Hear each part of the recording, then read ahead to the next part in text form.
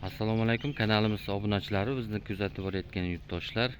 Bugun 29 may 2025-yil sanasi bilan erta sahar bilan ishlarni yuklayapmiz. Dastavka jarayoni bo'lyapti.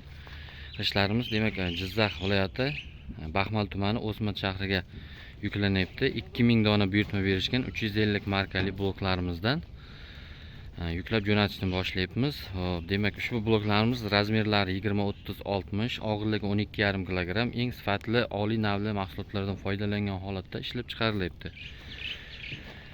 Telefon nomerlari ekranda qoladi. Bemalol murojaat qilib buyurtma berishlaringiz mumkin. Narxi joyida 12 ming so'mdan yuklab berilyapti. Dastavkasi bilan 13 ming so'mga yetib boryapti.